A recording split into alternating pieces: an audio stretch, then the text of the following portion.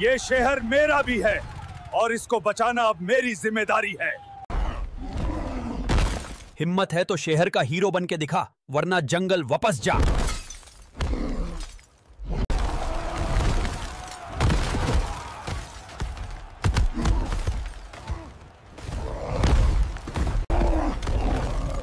जंगल का कानून सिंपल है, गलती करो तो मुक्का भारो।